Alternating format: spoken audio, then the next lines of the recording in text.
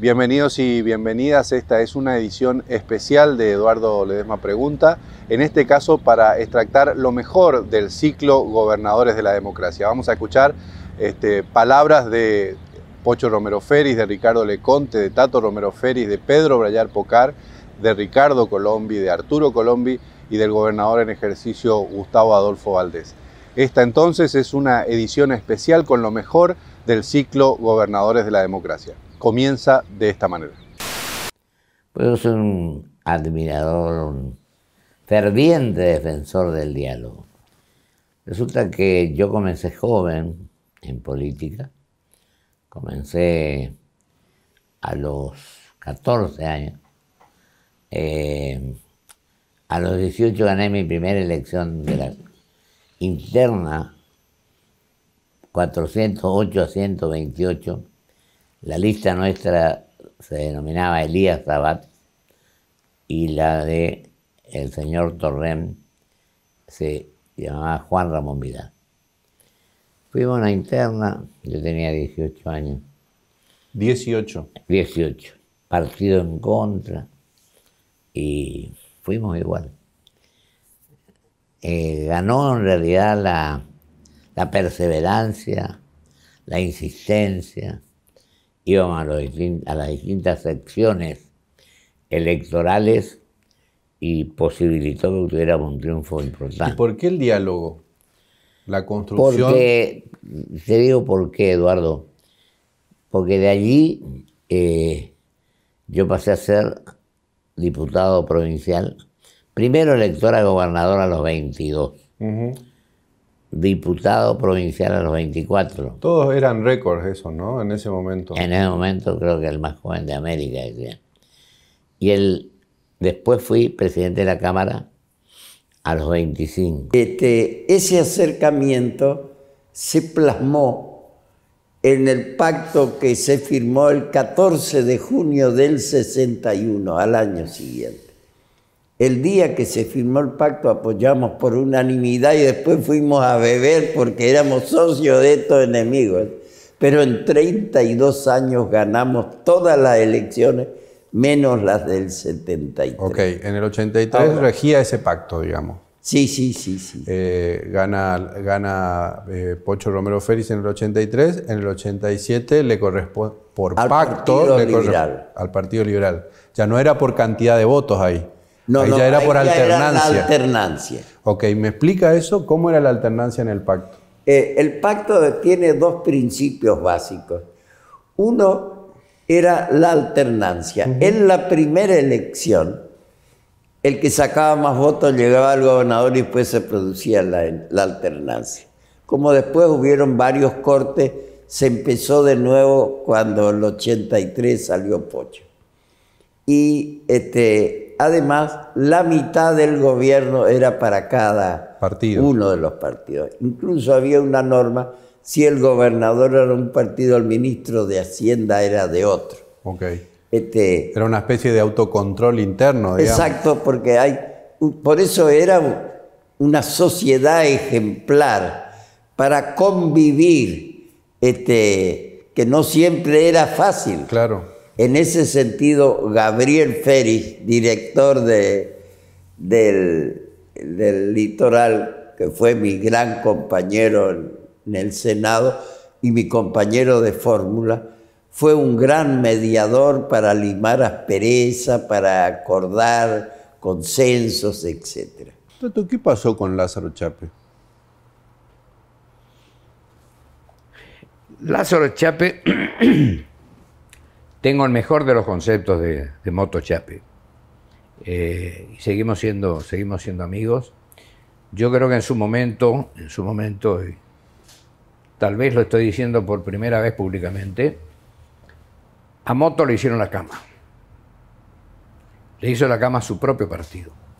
Moto era un hombre que venía desde la vicegobernación tomando poder dentro del Partido Liberal, digamos.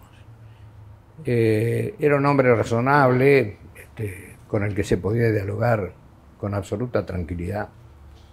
Y cuando yo modifico la ley previsional en la provincia, que lo traje a Santiago de Estrada, que era el tipo que más sabía de... eliminamos la ley de privilegios. Es decir, en aquel momento un senador, un diputado, podía jubilarse terminada su mandato, podía ser reelecto después y cobraba la jubilación y cobraba la dieta. Eso se terminó. Eso en su momento generó un poco de enojo en el Partido Liberal y en Motto inclusive, y entonces Motto amenaza con la renuncia. Yo sabía, por gente amiga dentro del Partido Liberal, que le iban a aceptar la renuncia. Yo creo que nunca pensó que lo iban a desplazar. Pero la intención era desplazarlo para ponerlo a Pipidias Colodrero de presidente, como era presidente del Senado, quedarse a cargo de la vicegobernación. Y ahí empezó el problema. Motto se fue por eso, renunció, le aceptaron la renuncia, y se va y queda Pipidias. A partir de ahí vino el 99, digamos. Yo creo que eso está claro, ahí empezó el 99. La historia dice que la muerte de Rubén Darío Casco, del 18 de septiembre de 1997, lo obligó a presentarse como nuevo candidato a gobernador por el Partido Nuevo, formando dupla con Víctor Maidana, con Víctor Hugo Maidana. Sí. ¿Cómo es eso según usted? ¿Qué recuerda de todo ese proceso? Bueno, yo lo que recuerdo es que se hizo un pequeño intento para reformar la constitución de la provincia, que no prosperó. Una conversación, ni siquiera hubo un proyecto, nada. El entonces gobernador medía muy bien, tenía un alto nivel de aceptación, y yo era ministro de Salud. Yo ingresé al gobierno propuesto por el Partido Liberal. Cuando no se pudo, bueno, no había reelección, entonces lo que se hizo fue una encuesta, y las dos figuras que mejor medían eran Rubén Darío Casco y yo. Entonces ahí se conformó la fórmula.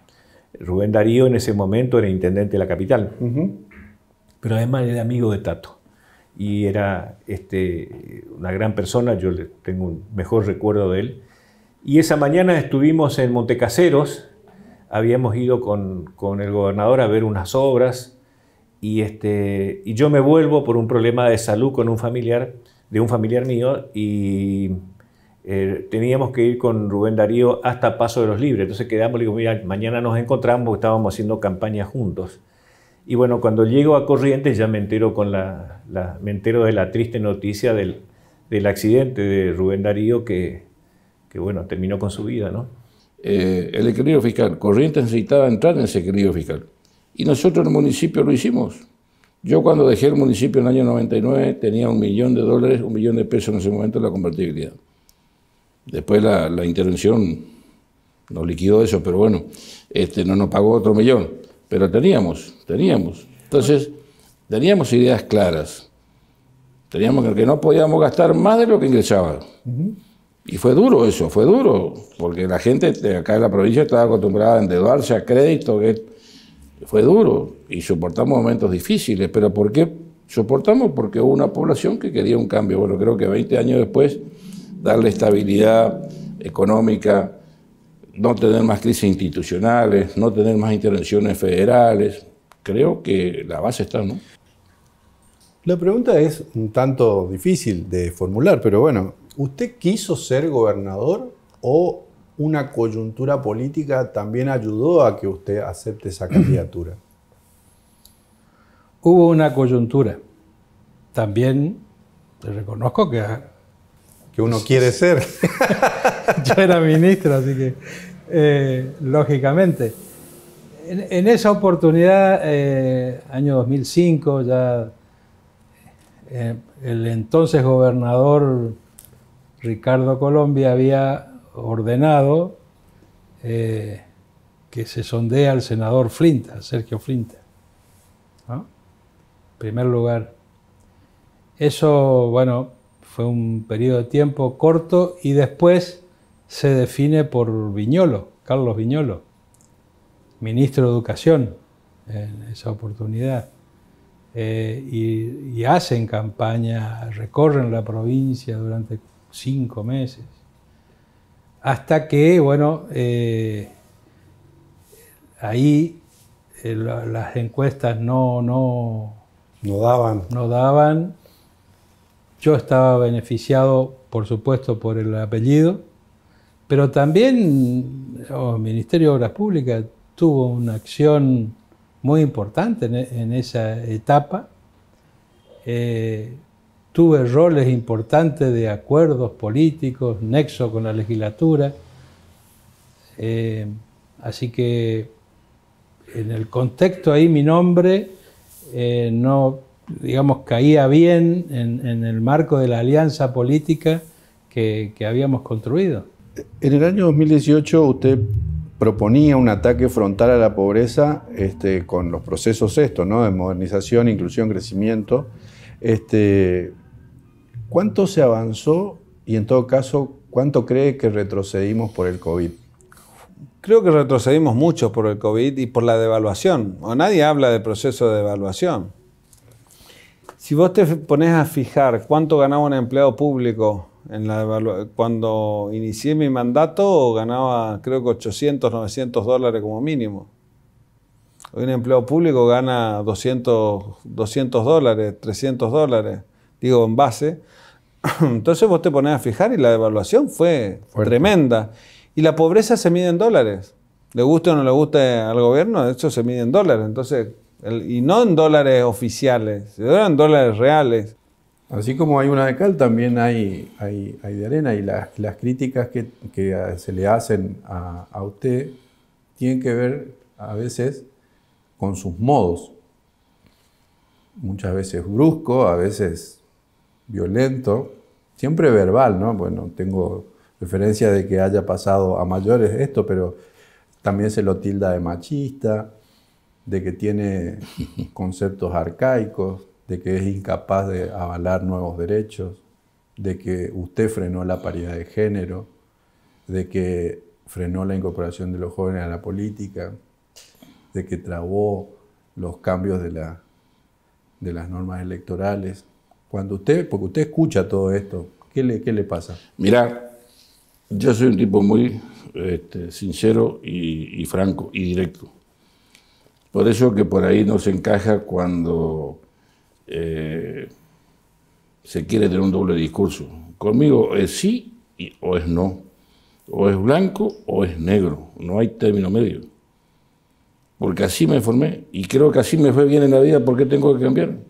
Si yo te digo a vos, quédate tranquilo, que lo que vos me venías a proponer, o una propuesta, un proyecto, lo que sea, es viable, y te digo sí, es sí. Y si te digo no, es no. Y si te digo vamos a ver, vamos a ver. Pero yo no voy a andar cambiando o teniendo un mensaje,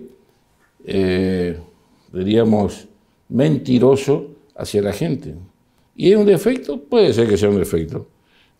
Y por ahí cuando las cosas se dicen de frente, duele. Pero yo no tengo otra forma, yo me crié así y así me fue en la vida. Ahora, con respecto a todo lo otro, yo tengo ejemplos sobrados de que no es así. Nos tocó una época muy difícil porque la inflación en los 4 años fue de más de 6.000%. Claro, solo en un año, entre 1989 y el 90, la inflación fue de 3.079 puntos, solo en un año. Claro, el 89 fue 3.000 y algo y el 90 fue 2.000 y algo.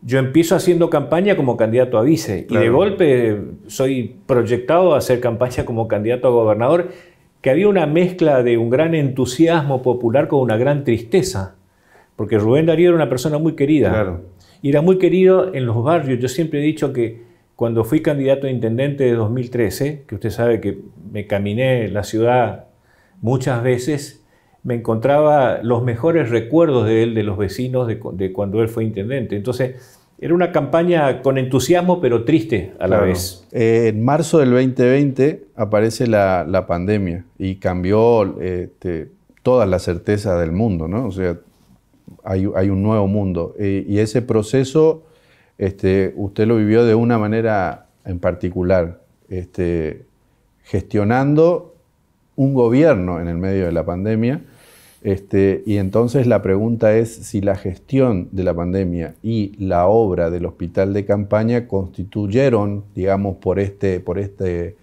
cuestión que apareció en el eje de la segunda parte del gobierno. Nadie puede soslayar la pandemia. Lo que nos ocurrió como pandemia fue muy duro. Estar en el gobierno, por eso yo decía por ahí, no me gustaría estar en los zapatos de Alberto Fernández.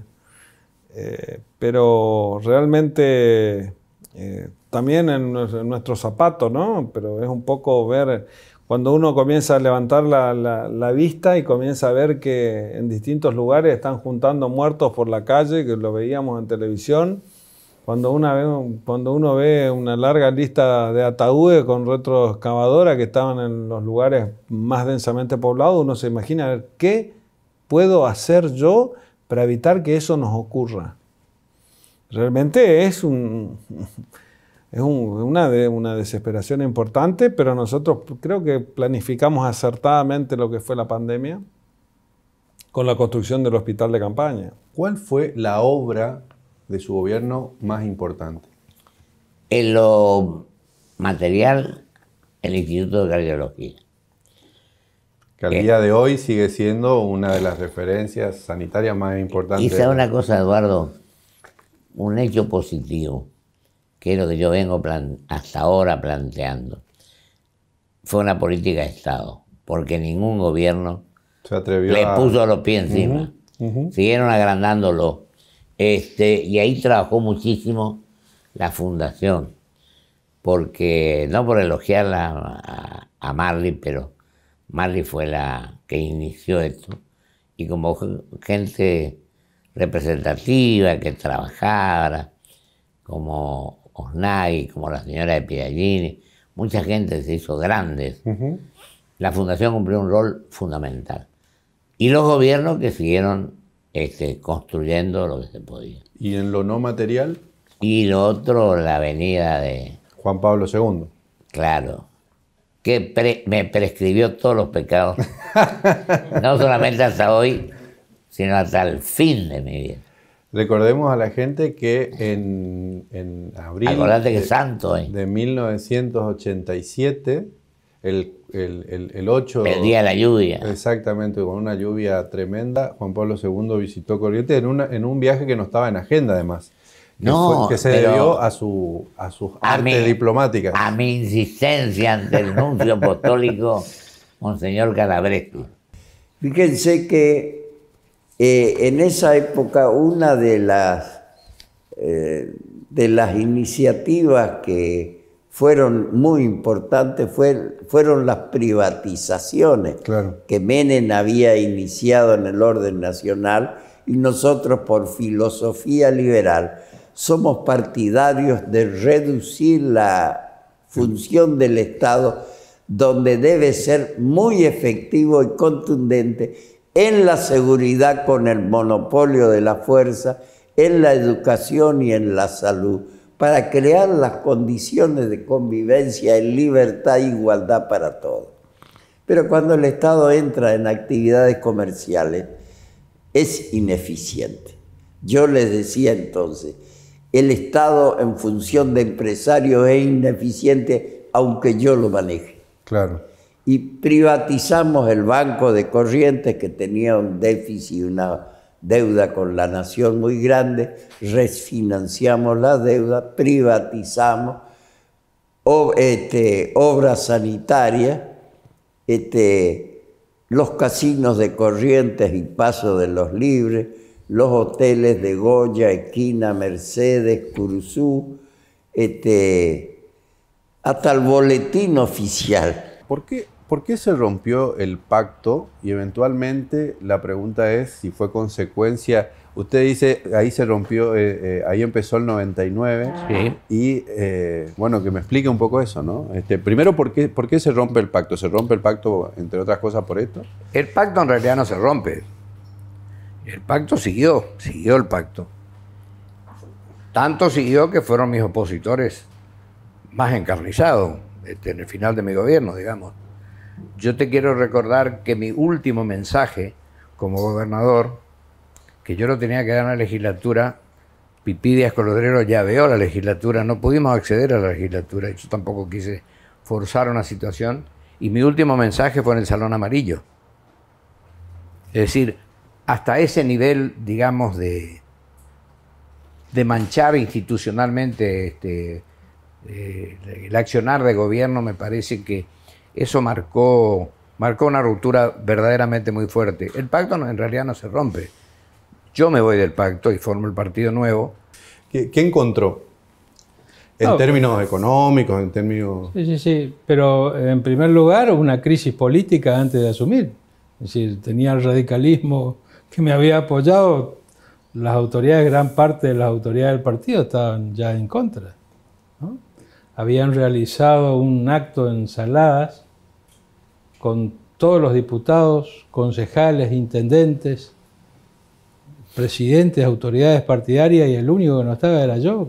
Bueno, hablando de las relaciones, también usted tuvo que, su gobierno estuvo partido con dos presidentes, el final de Alfonsín y el principio de Menem, y en la capital también, en el caso de los intendentes, también tuvo intendentes partidos, usted, Claro. Ana María Pando y Tato. ¿Y cómo era la relación en esos, para arriba y para abajo, en este caso en particular? Y bueno, con Tato no era fácil. Él era uno muy activo y trabajador y había sido mi ministro. Yo me acuerdo que cuando él era mi ministro, que fue muy diligente y difundíamos la situación financiera todos los meses, pero yo le daba apoyo a Ana María Pando, intendente, y un día Tato, al año de gestión, me dijo, pero no tenemos plata, no le podemos dar a Ana Pando. Él ya tenía sus intenciones para allí. Si vos le seguís dando plata, yo me voy. Le dije, tráeme tu renuncia. Te voy a dar un abrazo agradeciéndote lo que vos has hecho conmigo, pero tráeme tu renuncia porque yo le voy a seguir ayudando. ¿Por qué siempre se llevó mal con los intendentes de capital? No es que me lleva mal. Eran de la oposición y teníamos que ganar la capital. Es muy claro. ¿Qué querés que...? O sea, siempre... Claro, no es que me lleve mal. Además, estaban mal, no estaban bien administrados. Entonces, teníamos que tratar de encaminar la cuestión y nosotros también queríamos ganar el municipio. Era una cuestión política. Y una cuestión política, sí, pero no me lleve mal. ¿Y siempre va a ser así la capital con el gobierno? No, porque ahora está muy bien trabajando. ¿Pero usted cree que ahora está muy bien trabajando porque se dio también naturalmente o porque está garantizado que la aspiración del intendente no es competir con el gobierno y por lo tanto... No sé, yo no estoy en el esquema de preguntarle lo que van a quedar después del 10 de diciembre. Claro. ¿Pero usted qué cree? No sé, vos preguntarle a los otros, después yo te contesto. Hay una cosa que no se resolvió, digamos, que es que la pelea con el intendente de la capital, con Viñolo, digamos, que ¿era un derivado de la pelea o había también factores específicos en esa disputa? Es decir, también él generaba, usted no se podían poner de acuerdo. No. Automáticamente él tuvo un alineamiento ahí a lo que planteaba en ese momento Ricardo. Yo recuerdo que ni bien asumimos, tuvimos que dar un mes de una nómina completa a Viñolo de sueldos, porque era la herencia que recibía. O sea que tuvimos esa deferencia como para generar otro ámbito completo. Bueno, lo que tuvimos fue una marcada oposición errónea.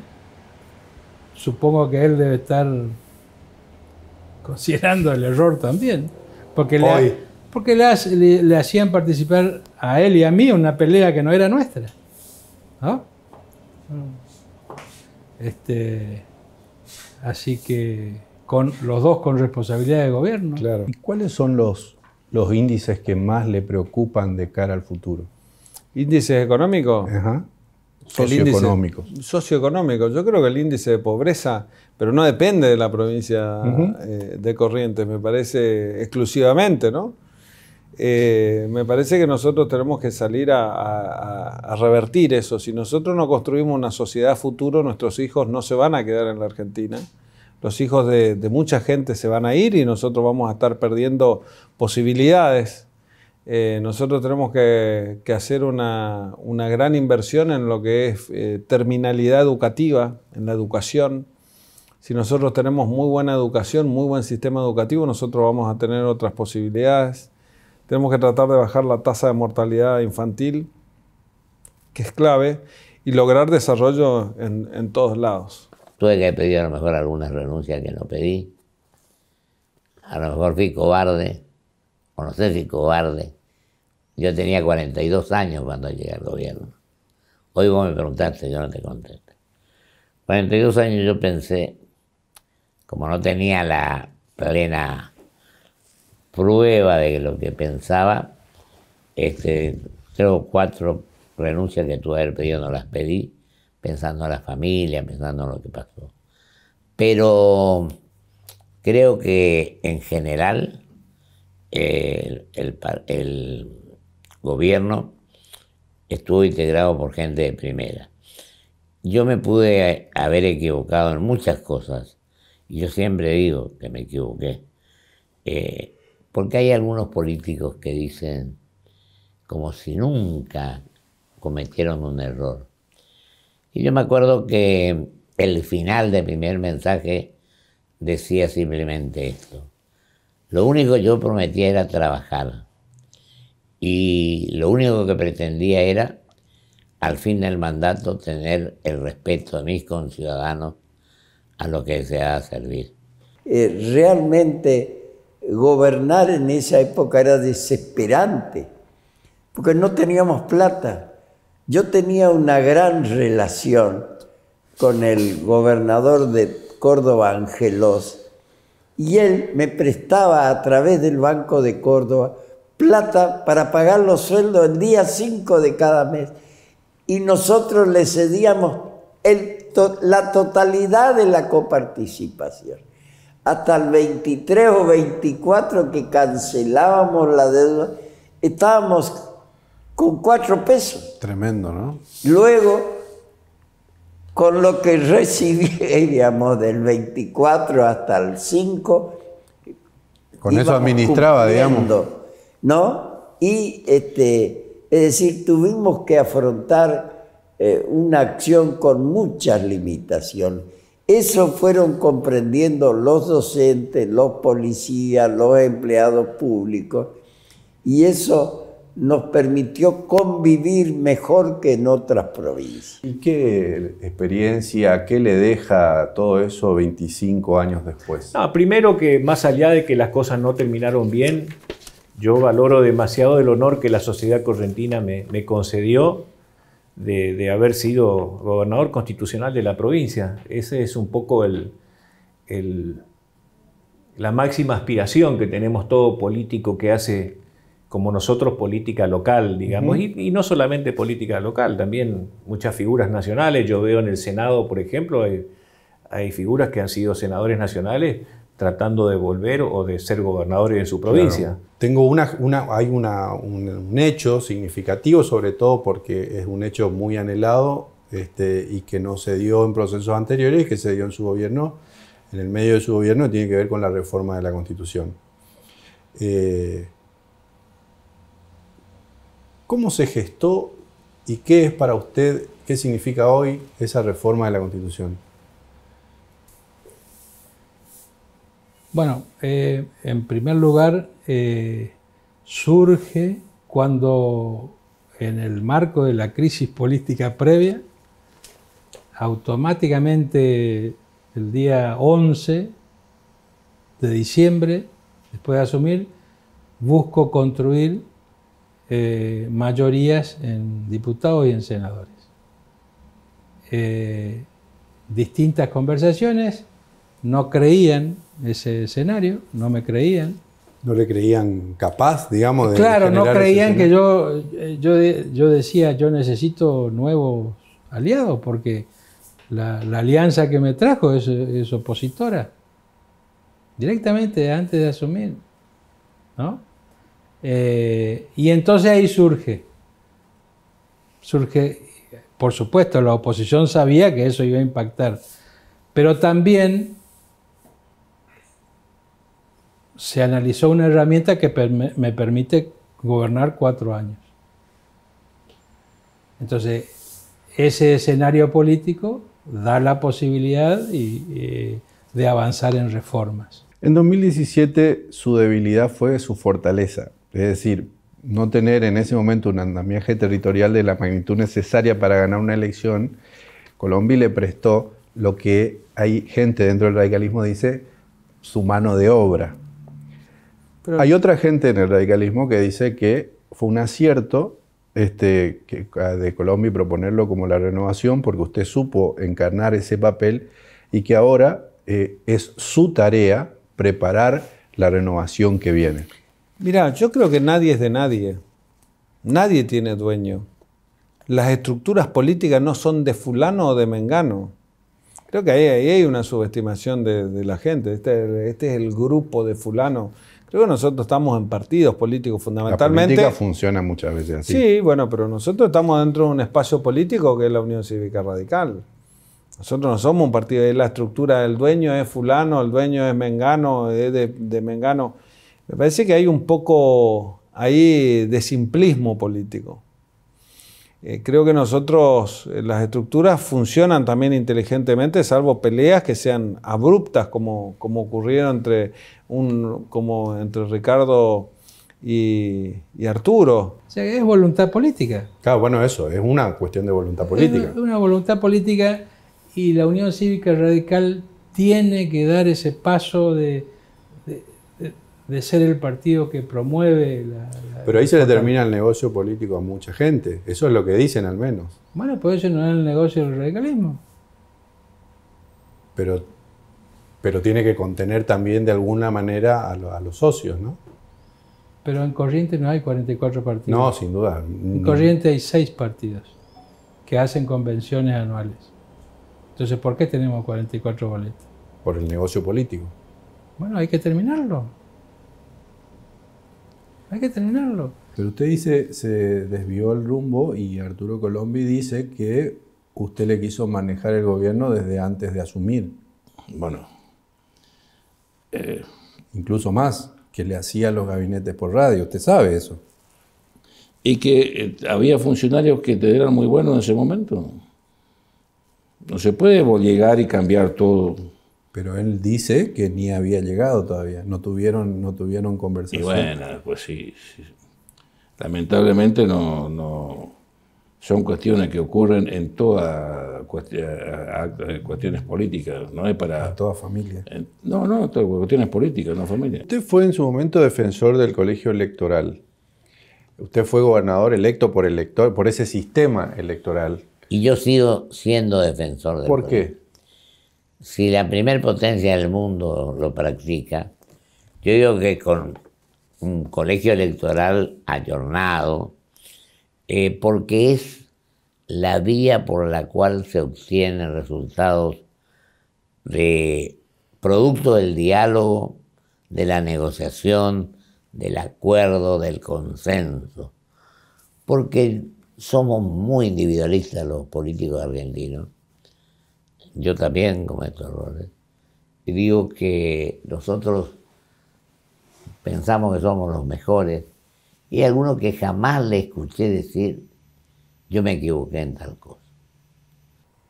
Cuando yo terminé mi mandato, le entregué el poder al presidente de la Cámara de Senadores, que era Mancini. Me acuerdo que horas antes de entregar, me llamó Manzano, ministro del Interior de Menem, y me dijo, si no hay gobierno nuevo, quédate vos, el presidente te ofrece todo el apoyo. Y le dije, la Constitución dice que mi mandato dura 4 años y no me queda un minuto más. Y te aviso que en 2 horas entrego el poder al presidente del Senado. Le entregué a Mancini, a los 2 meses Menem mandó de interventora a Durañona, que estuvo 10 meses más o menos. Después vino Claudia Bello, que vino a hacer una campaña muy rastrera, digamos, contra los opositores. Y al final Menem, que tenía cintura política, mandó a Tonelli, que fue un caballero, que había sido secretario de Justicia de Alfonsín. La pregunta es, ¿quiso ser gobernador? La verdad es que yo quería ser gobernador, como digo, todos los que hacemos política, pero no en esas circunstancias. Es decir, yo creo que esa fórmula que surge en el 97 fue lo más natural. Yo siempre he hablado, ustedes me habrán escuchado, de las candidaturas naturales. Era natural, Rubén Darío, reitero, un hombre que medía muy bien, tenía el afecto de la sociedad correntina de una gran parte y tenía la confianza del presidente del partido de ese momento. Y yo medía bien, había sido creo que un buen ministro de salud, entonces era una fórmula muy bien armada y ocurre la tragedia, ¿no? Esa cosa que uno nunca se imagina que va a pasar. Vamos a ir al nudo de la cuestión. Usted dice que Lázaro Chape fue el inicio del 99. Hay quien No dice, él, digo, no, el episodio de Lázaro exacto. Chape. Hay quien dice que el 99 comenzó en 1991, es decir que ya con ese primer colegio electoral, el segundo colegio electoral, todas las elecciones que fueron deteriorando la vida institucional y política, que termina después en el... ¿Qué fue el 99? Un golpe de Estado. ¿De quién? De las cúpulas políticas hacia un gobierno constitucional. ¿De qué y cúpulas elegido políticas? Radicales, peronistas, liberales, autonomistas. No. Ahí participaron, tal vez no como instituciones, pero participaron a través de los representantes legislativos que tenían. ¿Que querían echar del gobierno a Pedro Brayar o a usted? Claro. No, a mí, obviamente. ¿Por qué? Porque Pedro Brayar venía del Partido Nuevo. En realidad él venía del Partido Liberal. Vino al Partido Nuevo, después armó la propia, pero bueno, el tema era sacarme a mí del esquema de gobierno. ¿Por qué? Y porque no le gustaba mi manera de gobernar, Pepe, era lógico. Pero usted era intendente. Sí, era intendente, pero tenía la fuerza del Partido Nuevo, que era una fuerza arrolladora desde el punto de vista político. En realidad lo que decían es que usted gobernaba desde la intendencia. Bueno, no, yo gobernaba el municipio y por supuesto a quien me tocó elegir como candidato a gobernador, conjuntamente con el partido, aconsejábamos, como es lógico, que participábamos en reuniones donde se resolvían temas que eran de fondo importantes, ¿no? Pero en verdad, el 99 fue un golpe de Estado perfectamente orquestado, trabajado previamente con una prensa muy volcada en contra. ¿Sabe qué pasa? Nosotros pateamos muchos tableros, Pepe. Terminamos con muchos negocios. Negocios en la construcción, negocios en vialidad, negocios en lotería, negocios en el Invico. Las viviendas del Invico se repartían en los comités políticos. Esto no me lo puede negar nadie. A toda esa cuestión económica, de la matriz productiva, los desastres naturales, se le sumó después la inestabilidad política, digamos, la crisis política. No, había un conflicto político, sí, había un conflicto, ahí empieza, es decir, un conflicto político que básicamente empieza dentro de los partidos provinciales. Claro. Esa es la verdad de las cosas. Bueno, ahí todos tenemos una cuota parte de responsabilidad, yo sin duda tengo la mía. El Partido Autonomista, el Partido Liberal, el Partido Nuevo. Los partidos provinciales, el Partido Nuevo es hijo de los partidos. Claro. Si bien amplió mucho más su base, porque el Partido Nuevo tuvo una base muy amplia al principio. Había gente no solamente de origen liberal o autonomista básicamente, pero sí la crisis empieza allí. Y esto después desemboca en la intervención federal, y con la intervención federal viene todo un nuevo esquema partidario en la provincia, con un radicalismo muy fortalecido. el peronismo al principio dividido, pero después se unifica, y los partidos provinciales que quedan los partidos originales, diríamos así, después, bueno, el Partido Nuevo y otros que decidimos. Nosotros fundamos el Partido Popular en el año 2002. ¿Y después Ricardo Colombi se convirtió en la personalización de la persecución o él también pensaba eso y accionaba en consecuencia? Mira, Colombi, si podemos ponerlo entre comillas, fue amigo, digamos, desde el punto de vista. Él fue uno de los intendentes más favorecidos durante mi gestión de gobernador. Tanto que los muchachos... Sí, se enojaban un poco. Yo pasaba por Mercedes y Colombi estaba en la puerta o estaba en el aeropuerto esperando. Era permanente acompañamiento. No, yo creo que empezó bien. Creo que empezó bien. Y después lo fueron llenando. Creo que después lo fueron cargando. O se dejó cargar o le gustó que lo carguen de cosas. Y entró a manejar la justicia. Vos recordarás que después del 99,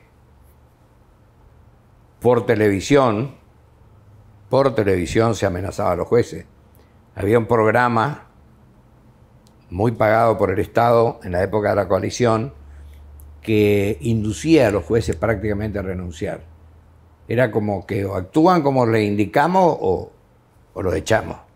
Y en ese momento, bueno, hubo un alineamiento judicial. A mí me pusieron un juez puntualmente para mis causas, cosa que no se debe hacer, eso es ilegal, pero lo hicieron. Bueno, se hicieron muchas cosas ilegales, desde tenerme preso tanto tiempo, mucho más allá de lo que la prisión preventiva establece. Bueno, causas que se manejaron, se amañaron. Bueno, esto es historia que no quiero repetir porque es muy gastada. Para mí el final del broche de oro de todo esto es el fallo de la Corte Interamericana. Está bien, pero en un momento... Termina con esto. La política correntina también seguía como muy, muy fuerte su presencia, más allá de que lo borraron del padrón y todo eso. Y la diferencia con Colombia era fuerte. ¿Se llegaron a odiar en algún momento? No, yo no odio a nadie. El odio está fuera de mi manera de pensar y de sentir. De ninguna manera. Si yo odiara, Pepe, después de todo lo que yo pasé, tendría que haber salido con una ametralladora a matar unos cuantos. Y no está en mi ánimo, al contrario. Pero hubo mucho tiempo de muchas diferencias con Colombia. Pero hubo diferencias. Primero hubieron acuerdos porque trabajamos, es decir, nosotros acompañamos electoralmente en algún momento. Y había, hasta que empezó... Colombi maneja mucho la mentira en política. No sé, en la vida particular no la conozco. ¿En serio? Pero en la política no es confiable. No es confiable. Y lo mejor que puede haber en la política es la confianza. Es decir, si no hablamos claramente y nos decimos las cosas como corresponde, yo creo que es un camino errado.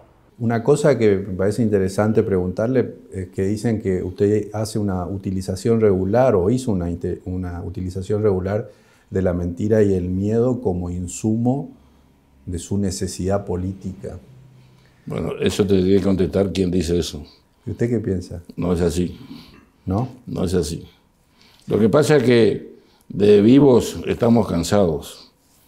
Y muchos pensaron que, haciendo un poquito de historia, como dijo un ex dirigente que me dio plazo hasta el 30 de agosto. ¿Quién fue? Hasta el 30 de marzo, no viene a recordar el nombre, que le vamos a enseñar al naranjerito del Payubre y al pescador del río Uruguay cuántos pares son rebotas, se equivocaron. ¿Usted cree que él tiene responsabilidad en las causas que usted tuvo que afrontar después en la justicia? Sí. Él, Flinta. César Sotelo, Hoy los carteles de Gustavo son iguales a los míos. Los que hizo Ricardo después son iguales a los que yo tenía. Por eso tuve una causa. O sea, claramente hay una decisión, hay una petición. Ahora está apelado al superior, yo supongo que se arregla, pero digamos, ahí se utilizó a la justicia como parte de la pelea política. De hecho, usted... Eso es innecesario. después de Romero Félix es el único gobernador que fue llevado a juicio. ¿Usted qué piensa de eso? ¿Que es una persecución? ¿Que fue una persecución? Sí, pero ¿con qué sentido? No sé, pues le pregunto por eso. La verdad, dejan muy mal a la justicia, ¿no? Porque todo esto funciona con órdenes políticas. ¿Usted cree que la justicia está manejada políticamente? En estos casos sí. ¿Todos los gobernadores manejan la justicia? No. ¿Y usted? No, si yo hubiese manejado la justicia, me hubiera sido equivocado ferozmente. Pero usted sabe que dicen eso, ¿no? Y bueno, hago una prueba, a ver. ¿Qué prueba hay? Que maneja no solamente jueces, sino fiscales, y no solamente provinciales, sino que incluso los federales. ¿Qué prueba hay de todo eso? Es lo mismo que yo te puedo decir, no te voy a decir porque estamos al aire, sobre lo que dicen sobre vos. ¿Y qué prueba hay? Entonces yo no voy a decir, pues. Claro, yo te puedo dar 10.000 cosas que dicen sobre tu figura, tu persona. Y no te voy a decir porque no es cierto. Pero la agencia, tuvo un director que murió, Hernán González Moreno, que apareció con un disparo en la cabeza un ratito antes, digamos, de un cierre de campaña del balotaje. González Moreno había denunciado a Ricardo Colombi por corrupción y después aparece muerto, y Ricardo Colombi después sale y dice que ustedes les tiraron los muertos, o sea, que me tiraron muertos y no sé qué. Bueno, pues eso. ¿Qué queda de todo eso? ¿Qué piensa usted de toda esa situación? ¿Qué recuerdos tiene de ese momento? Bueno, no es un buen recuerdo, digamos, porque dentro de todo el trabajo que le habíamos pedido a Hernán lo había hecho, el diario digital era un diario de contenidos. Y ese desenlace realmente lo lamento, como un muchacho joven que haya tomado esa determinación, digamos. Ese hecho hace pensar cuestiones políticas y yo entiendo que fue una cuestión personal ya la que tomó. Pero instigado por fotografías, por mensajes mafiosos, digamos, ¿no? Según lo que está en la causa. Y eso yo no sé. En 2009 vuelve. Estamos en el segundo gobierno después de una feroz disputa con su primo, disputa política, electoral. No, con tres. No te olvides que también el peronismo fue afuera. Está bien. Pero de atravesar situaciones violentas incluso, muy violentas. ¿Qué le queda de todo eso? Porque cuando me refiero a muy violenta, estamos hablando de que a usted lo denunciaron varias veces, pero en 2009 básicamente Hernán González Moreno lo denuncia por el regalo de la casa. González Moreno aparece muerto y algunas personas lo hicieron responsable. Usted en ese momento dijo, me tiraron un muerto. Exactamente, y fue así. ¿Qué quiere decir me tiraron un muerto? Yo te contesto con estas palabras. Si no hubiese ganado la elección con el 77% de los votos. Vos me respondes eso y voy a tener la respuesta a tu pregunta. ¿No se rompieron todos los límites ahí permitidos para la política? Y había posiblemente actores y factores que sí, pero yo te digo, yo llegué y gané por el 77%. Si vos me contestás, si la gente me contesta esto, está. Pero yo le estoy preguntando otra cosa. Sí, se rompieron códigos, no, sino actitudes y formas y modos lamentables que, bueno, trataron de ensuciar y de embarrar la cancha. ¿Cómo definiría vamos a suponer, primer gobierno?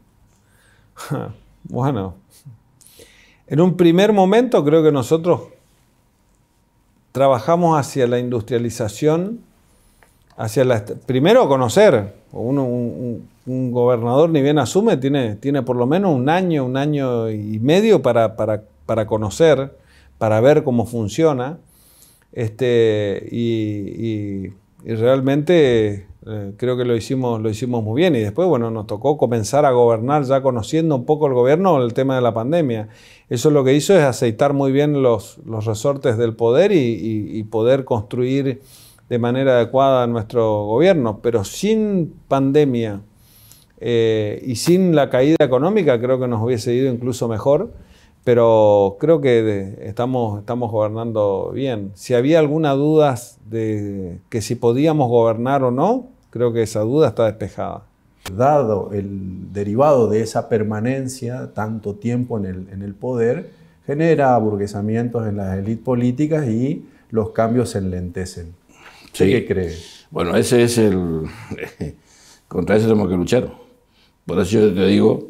Está bien, entonces tenemos que retroalimentarnos. Y vos escuchaste mi crítica, mis posiciones de que estamos orgullosos, que creemos que las elecciones están ganadas, y no es así. Tenemos que retroalimentarnos permanentemente. Y esto es proyectar una provincia a 20 años. Por eso el esquema de alianza en Corrientes vino para quedarse por mucho tiempo. Quien quiera salir de ese marco no tiene futuro.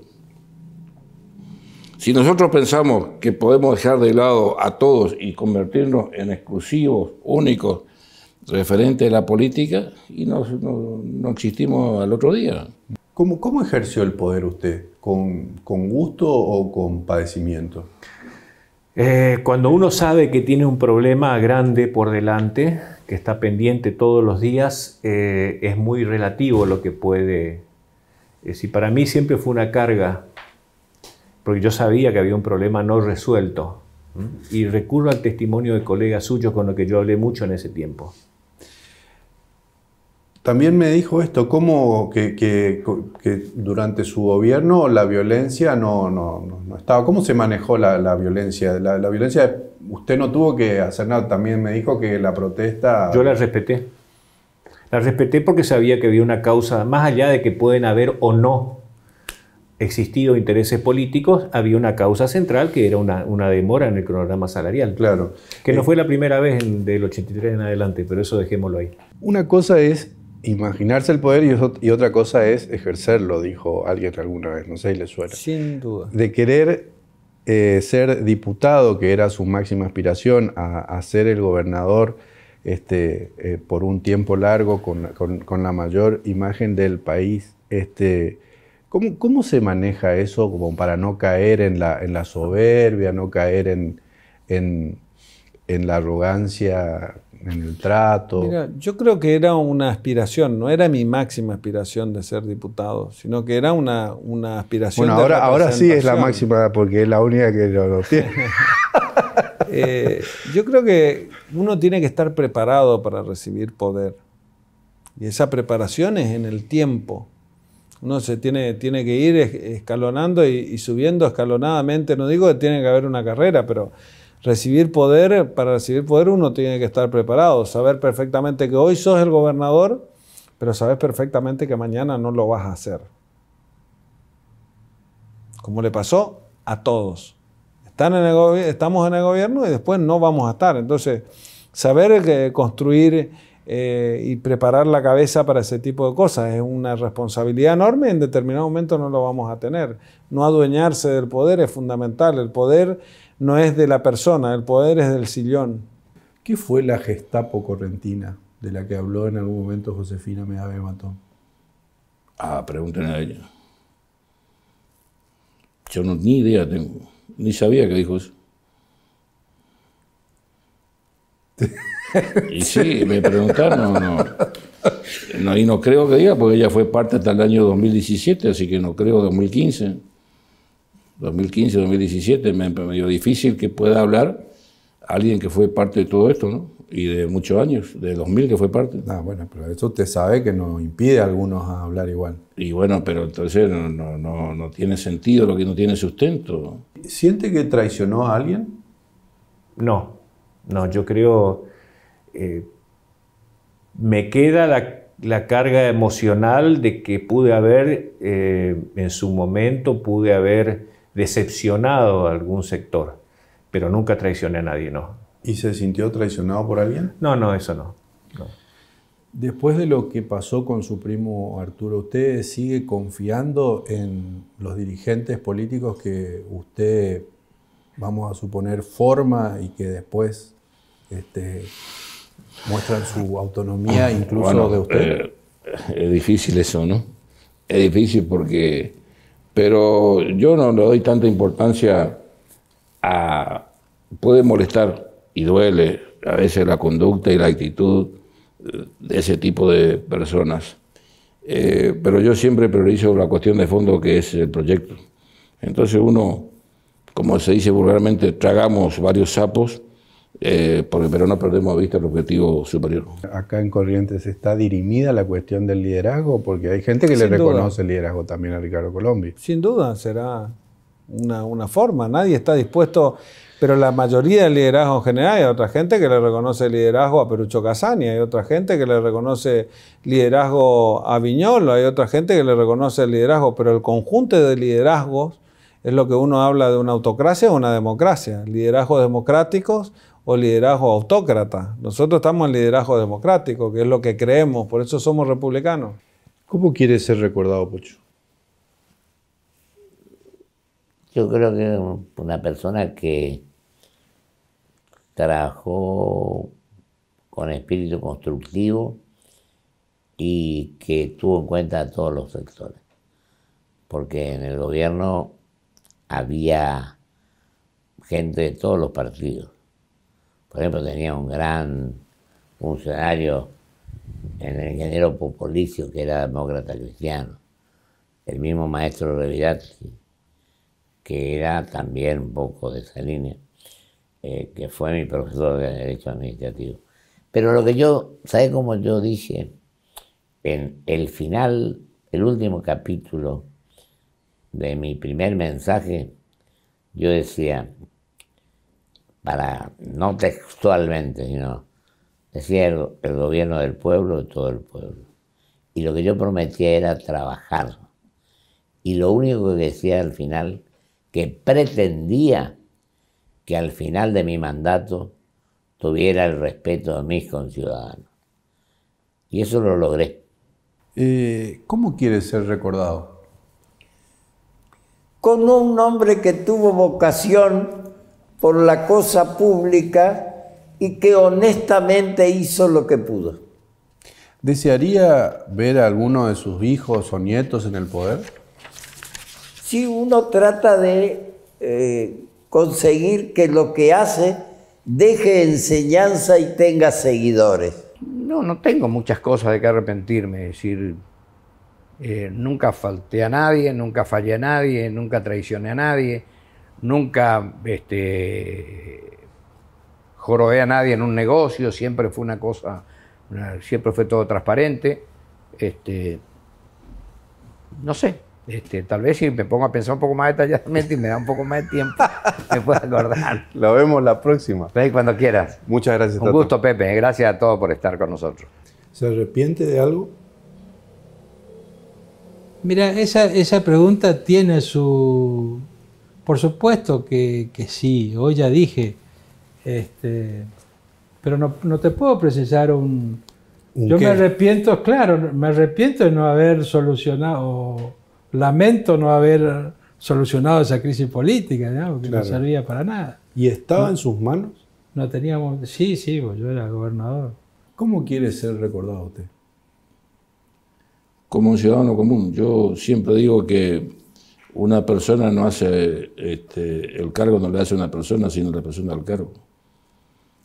Y común, yo puedo salir, transitar las calles, estar, compartir, comer un guiso, tomar un vino, jugar al fútbol, practicar deporte, comer un asado, común, silvestre, cocinar, sencillo, común, como es la vida de cada uno. Esta es una entrevista muy difícil, debo reconocerlo, porque usted está en ejercicio y muy probablemente pueda tener un segundo mandato, entonces está como corriendo esto, ¿no? No hay una prudente distancia para poder analizar. Sí.